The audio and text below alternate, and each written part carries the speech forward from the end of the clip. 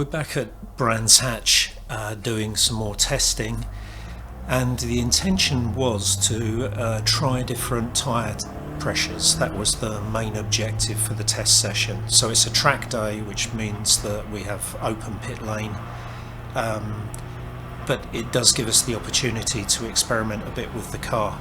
So at this point, if you've seen the earlier videos, I'd reduced the rear camber on the rear of the car from -3 degrees to -2, and I'd increased the toe out at the front to 2mm each side toe out.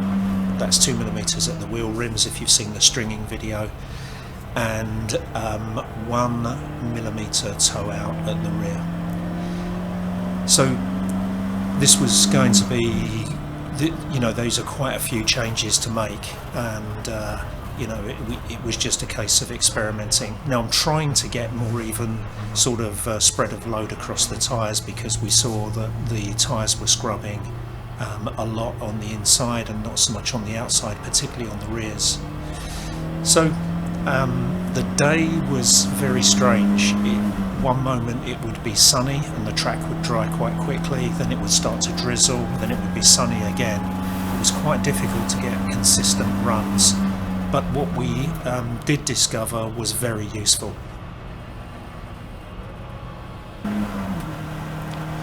This was intended as a bit of a baseline lap. Well, that BMW 140 that just went past, that was amazingly quick. Although I was catching it in the corners, as you can see, down the straights, it was incredible. At this stage I'm running with the 30 psi pressure, but as you'll see as the lap goes on, the screen becomes more flecked with water as it starts to drizzle yet again, and I'll show you the tyre temperatures we recorded, etc., in a second, but it definitely suppressed the tyre temperatures a bit, and it made it difficult to be, to get a consistent lap in. Yeah, you can see now on the screen it started to drizzle. So yeah, it was a difficult session really. It's a bit of a shame. That's the second or third test I've had where it's drizzled or rained.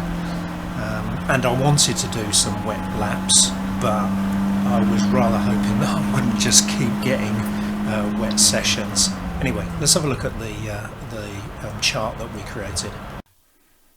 So this is how we recorded the results. So you see that we're taking the temperatures at 3 different points on the tyre: the outer edge, centre, and then the inner edge, front, left and right, and then rear, left and right. And then you've got the pressures there. We didn't change the camber or toe settings throughout the session, and we didn't actually change the damper settings either. So everything else was sort of kept consistent. The maximum temperature we saw at any point on the tyres during all of the sessions was around 54 degrees centigrade, I think. We'll see that in a second as we look at the sheets, but I understand that 100, once you start going above 100 degrees centigrade, that's when it becomes a problem. We certainly didn't see temperatures anything like that.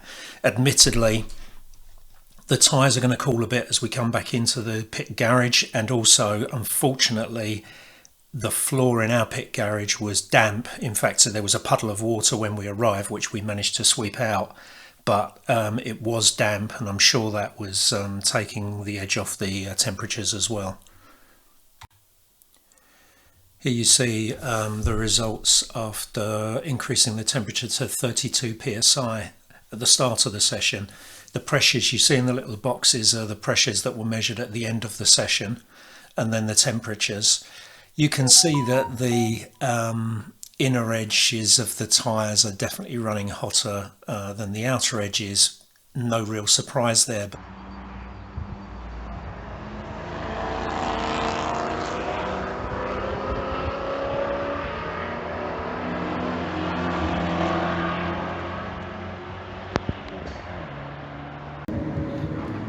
Well, today we're at Brands Hatch on a test day, and it's all been going well, but while I was going around the track I found that I could hear a clattering noise from underneath, and I thought it was under the front wheel arch. So we've had the wheels off, and then my neighbour in my garage said, "Oh, I was following you round, there's something hanging off underneath." So let's have a look what it is. There you go, the whole of the under tray on the right hand side has come off.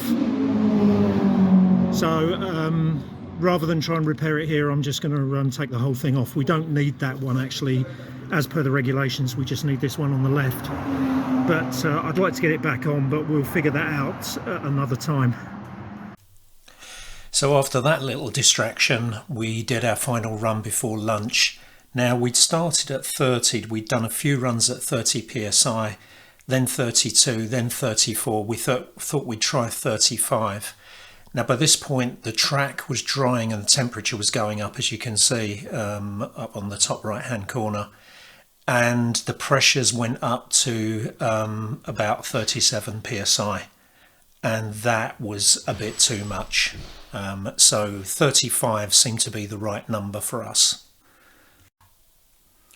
After lunch, we did one run at 35 psi. And the temperatures the pressures went up again to around 37.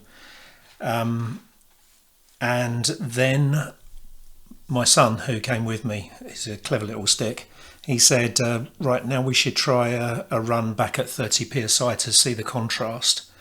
So I put it back to 30 psi, or rather he did, and then I went out for a run, and I'm really not good at feeling the difference in the car, but I could feel the difference.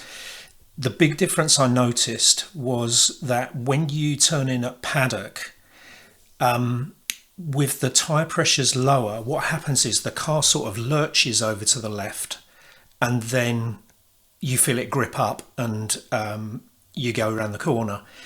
With the pressures higher, you don't get that lurching feeling.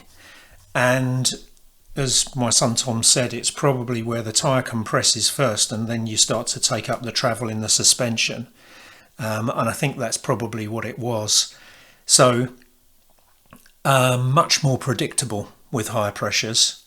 And obviously the other thing is, hopefully we'll get better wear across the tyre.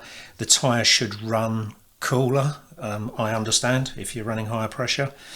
So all in all, it was a really useful day of testing, because what we determined was, rather than run 30 psi, we're going to run 35. So I hope you found that useful, and I look forward to sharing something further with you in the future. Cheers.